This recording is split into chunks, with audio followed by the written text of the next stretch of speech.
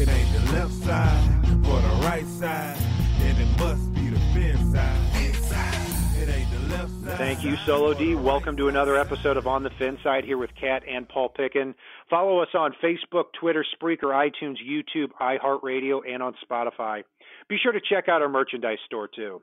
Also, we did a segment with Zach Lyons from Football and Other F Words. Be sure to check that out, too. Should be out here on the internet. Week 1 of the NFL season is upon us. The Titans and Dolphins kick off at Hard Rock Stadium on noon on Sunday. The Titans open up as 1.5-point favorites. It's expected to be in the mid to upper 80s on Sunday. Should be a hot game. The Dolphins are 20-16 all-time against the Titans. And 2 years ago, the Titans won in convincing fashion, 30-17 in Miami, the last time Marcus Mariota visited Miami in week 6, to drop the Dolphins to 1-4 right before the Dolphins started their win streak that eventually got them into the playoffs.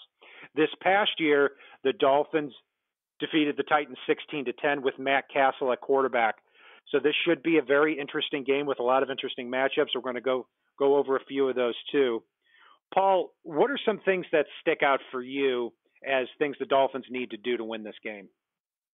One of the biggest things for me in this game is something we saw a lot of in the preseason. We've seen a lot of from the Dolphins through the years, and I know we've talked about it a great deal, so I'm not going to over the top push it. But with the Dolphins in that wide nine scheme now, and the fact that the defensive tackles push upfield, they're really reliant on their linebackers, not only covering tight ends and running backs, but also in the run game. And in particular with a mobile quarterback, which Mariota's averaged, I think, somewhere in the neighborhood of 300 yards rushing a year.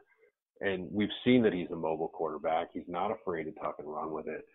And having seen the middle linebacker position get washed out, we've talked about how Rake needs to get stronger. The defensive tackle's pushing upfield, and if Rake gets washed out on our quarterback run, that could be a very lethal thing for Miami and could make things a long day for this team. So that's one thing that I'm looking at and really is going to be one of the biggest keys for me in this game, because if they have to start spying safeties, they're not going to have that help in the passing game that they need. And really just mobile quarterbacks have killed the Dolphins, and I'd love to see Miami come out and have a statement game from Rake McMillan in this one against Marcus Mariota, as one-on-one as that sounds. The other thing, I'm with you on that. And sorry to cut you off because I got to jump in there too. Is as far as mobile quarterbacks are concerned, I looked at the Dolphins the last 2 years in 7 games in particular. Against Tyrod Taylor, Cam Newton, Marcus Mariota, Colin Kaepernick. All 4 of those quarterbacks, all mobile. One thing I noticed in those games is that with these DNs and this 4-3 scheme spread so wide out and rushing the passer, what I noticed in those games is that the opposing offense would actually use that against the Dolphins. They would get those rushers coming up the field, wipe them out of the play, and then as long as they don't come on the back end and take down the quarterback or take down the running back, that can be a big problem. It's caused a lot of problems in these contests. The quarterbacks that I'm referring to in those 7 games had 16 touchdowns and 1 interception. So, yeah, it's with these scrambling quarterbacks and this 9-wide scheme, the Dolphins really do have to tighten up. They really do. And the biggest thing, as I said before, is whether or not Rake McMillan is able to hold up against the wash. We've said he needs to get stronger, and that's a big thing. But really, he's going to be the biggest key in all of this, because Miami's going to have to keep him home to spy the quarterback. Miami's going to have to keep him from getting washed out. If not, those defensive ends aren't going to be able to push up the field as much. If not, those defensive tackles are going to have to make adjustments to stay home a little bit, and that's going to completely affect everything that Miami does on defense and get them away from their game plan. So Rake McMillan is definitely a huge key cog in this one. I know Zachary Lyons brought up the strength of the Titans secondary and being a little bit woebegone about Miami's receiving core. It's funny to me to hear the impression that folks outside of the Dolphins organizations have in regards to Devontae Parker. He, to me, being out just improves Ryan Tannehill's touchdown to interception ratio for at least one more game. So having Tannehill back and having the improved wide receiver core without Jarvis Landry and Devontae Parker really is going to be helpful, as well as just getting to see the new marquee tight ends in this game, in particular Mike Gesicki. I like Devontae Parker as a matchup person, but he also did cause a lot of interceptions over the last 2 years. Looking at the run defense, going back to that, which is such a huge part of this, it's been a concern for the Dolphins defense all throughout preseason. It was a concern after they lost to Ndamukong Suh. It was a concern when they had Ndamukong Suh. So I don't expect the Dolphins to be sturdy on run defense in this game. I don't expect them to be sturdy all year. What I do want them to see is on first down, Dion Lewis gets a handoff and he gets stopped 3 yards in the backfield a couple of times a game. That sets up a 2nd and 13, and now the Titans really do have to win by passing the football with Marcus Mariota, which is not an ideal situation for them to be in. So that's one thing, is making plays in the backfield to offset what should be a tough run defense for the Dolphins. Secondly, I think another thing is when the Dolphins have the ball on offense, Ryan Tannehill, first game back, we've waited, almost 2 years now to see Ryan Tannehill back. It's key that they really spread the field and attack some weak parts of the Titans secondary. Kevin Byard had 8 interceptions last year, their free safety. The rest of the Titans team only had 4. Adoree Jackson, their first-round pick last year, was impressive, didn't make a lot of plays, but projects as a very good player going forward. Malcolm Butler, who played for the Patriots, I cannot believe the Titans gave him the contract that they did. Every time the Dolphins played him, I was hoping that they were going to target him in New England. Hopefully that's the case here. But if the Dolphins can spread the field offensively, then you may end up seeing an Albert Wilson against a Kenny Vaccaro or against a linebacker, which is going to be a really good matchup for the Dolphins to be in. And I could see Ryan Tannehill very effectively moving the ball down the field in those situations. I completely can too. I mean, we saw a lot from Ryan Tannehill this preseason. I know not everybody listening to this show is completely sold on Tannehill at this point. You're entitled to your opinion, but please know that you're wrong.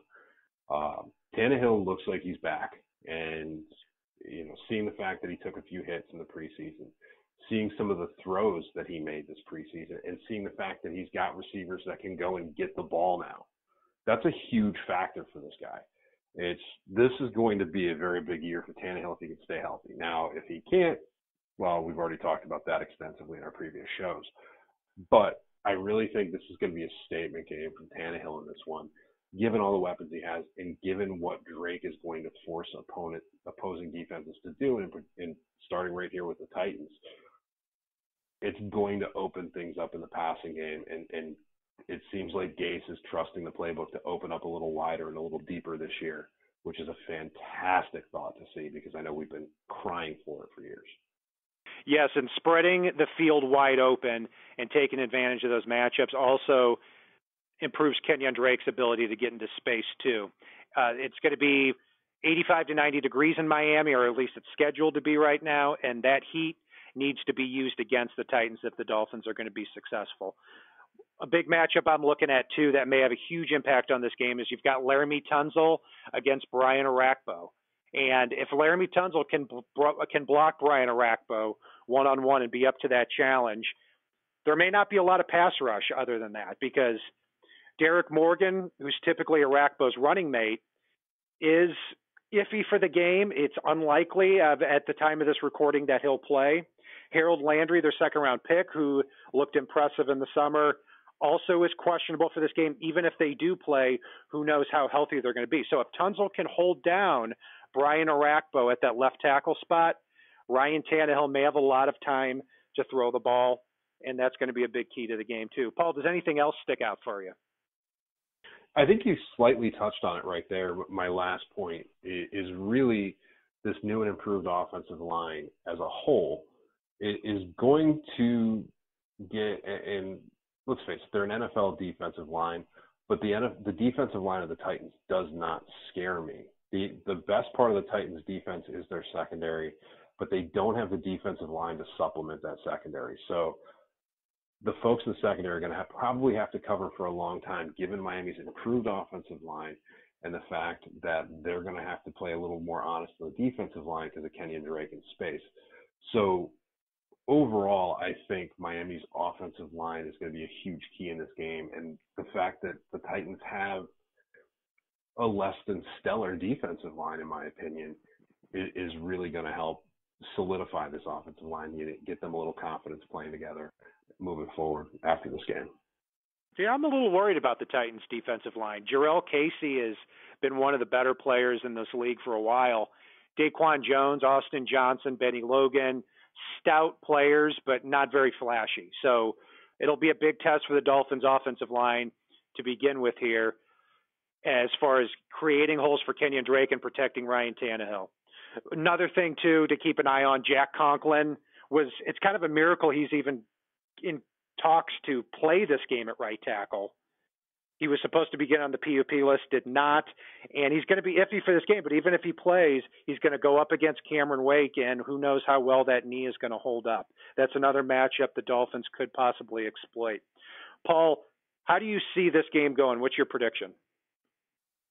I really think Miami opening it up on offense, the fact that they finally have some tight ends to create some mismatches, the fact they've got the improved wide receiving core, and I do expect, as I know you pointed out a little bit, Kenyon Drake to see probably 2/3 of the touches from the backfield in this game. A healthy Ryan Tannehill, and given some of the weak spots, given some of the injuries, given what have you from the Titans, I think Miami takes this one 23-13. I am going to go with the Titans 27-20. I've said for weeks that even with the injuries, I don't see the best matchups here for the Dolphins.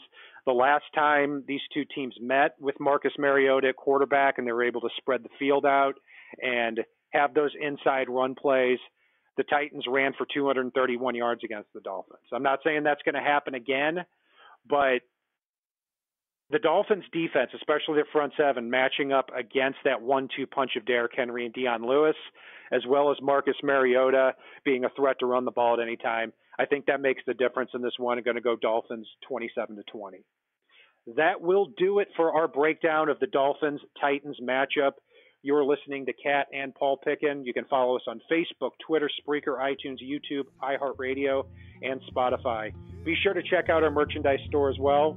And if it's not on the right side and it's not on the left side, it is on the fin side. Sola D, take us home. It ain't the left side or the right side, then it must be the fin side.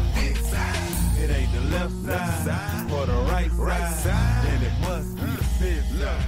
Listen, Dolphins fans across the land all tuning in to see what